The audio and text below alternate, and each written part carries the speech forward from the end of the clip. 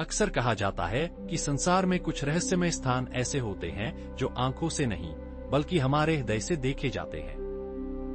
ऐसी ही एक जगह थी, वह चप्पल सी छोटी सी लेकिन अनोखी द्वीप, जिसे हम लोग सांस लेने वाला द्वीप कहने लगे। उस दिन की बात है जब मेरी यात्रा का असली मोड़ आया।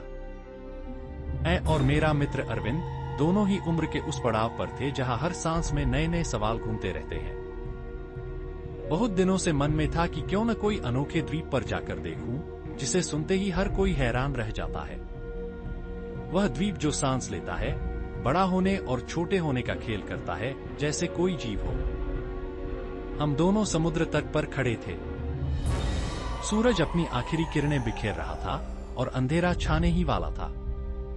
बैग में टेढ़ा मेढ़ा नक्शा, कैमरा और थोड़े सूखे फल और पानी था। हम नाव पकड़कर उस चमकदार नीले समुद्र में उतर पड़े, जिससे उम्मीदें जगी कि कहीं तो सच्चाई हो, वरना तो सुनने को मिला है कि दुनिया में ख्वाब भी कभी कभी झुठला देते हैं। कुछ घंटों की नाव यात्रा के बाद, जहां सूरज की किरणें अब हारे थेरे बुझने लगी थीं, हम उस जगह पहुंचे जो अब तक हमारे लिए रहस्य ही थी। वह द्वीप हर बार करीब आने पर ऐसा लगता जैसे कभी बड़ा हो जाता है तो कभी सिकुड़ जाता है। यह बदलते हुए आकार मानो कोई जीव हो जो अपनी सांसों के साथ चलता फिरता हो। पहला चरण था उस द्वीप को समझने का। वहां की धरती पर कदम रखते ही हमें ऐसा लगा जैसे कोई जीव हमारे कदमों का सम्मान कर रहा हो। हर कदम पर झरना सुनाई दे रहा था, पेड़ हिले हिले से लग रहे थे जैसे कोई मुस्कुरा रहे हों। हवा में एक अलग सी गंध थी, एक ऐसी खुशबू की मानो प्रकृति अपनी सांसें ले रही हो। अचानक हमें महसूस हुआ कि वह द्वीप सच में सांस ले रहा है। जब वह सिकुड़ता तो ऐसा लगता जैसे वह छोटी हो रही है, मानो अपनी छाती को सिकोड़ रहा हो, और जब वह फिर फैलता तो मानो उछल कूद कर रहा हो।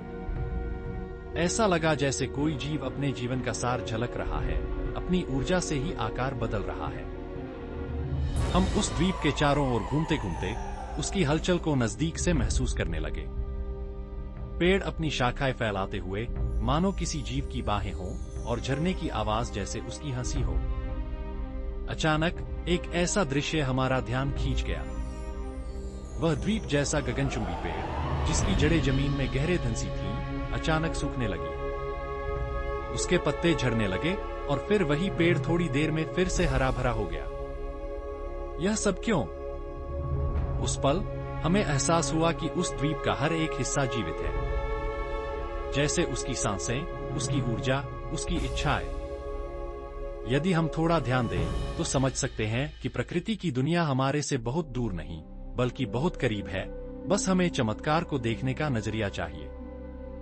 यह जानना बहुत जरूरी है कि यह द्वीप सिर्फ एक आकृति नहीं बल्कि एक जीवित सत्ता है। जैसे हम इंसान सांस लेते हैं, ये द्वीप भी अपनी सांसें लेता है।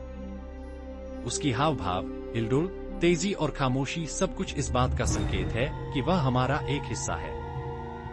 शायद इसलिए ही वह कभी बड़ा हो जाता है, कभी सिकुड़ जाता है। यह प्रकृति का जीवन दर्शन है जो हमें बताता है कि हम भी उसकी सांसों का हिस्सा हैं। जब हम वहां बिताते बिताते इस द्वीप के रहस्यों को समझने लगे, तब एहसास हुआ कि यह जगह हमें बहुत कुछ सिखाती है। हमारे अंदर का भय और घमंड धीरे धीरे कम होने लगा। हमें यह भी पता चला कि प्रकृति का जीवन हमारे बहुत करीब है। हम उसे देख नहीं सकते पर महसूस कर सकते हैं। उस रात जब हम अपने नाव पर लौट रहे थे, उस द्वीप की हर सिहरन हमारे मन में हमेशा के लिए बस गई। मेरे मन में एक ख्याल आया कि इस तरह की दुनिया में हमें अपनी नजर और अपना दृष्टिकोण बदलना चाहिए। प्रकृति इतनी जीवंत है, इतनी जागरूक कि वह हमारा इंतजार कर रही है। बस हमें देखना है। कैसे?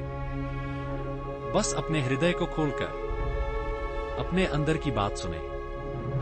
समझें कि कोई भी मनुष्य एक छोटा सा हिस्सा है इस विशाल जीवन दृश्य का, और वही जीवन, वह प्रकृति ऐसे ही हमारे साथ सांसें लेती है। तो मित्रों, यह कहानी यहां खत्म होती है नहीं, बल्कि शुरू होती है। हमारी दुनिया में इतनी सुंदरता है, इतनी जादुई है कि कोई भी पल हमें अपने साथ जोड़ लेता है। बस हमें देखने का नजरिया चाहिए। अगर आपको मेरी कहानी पसंद आई हो तो कृपया लाइक, कमेंट, शेयर और सब्सक्राइब करें।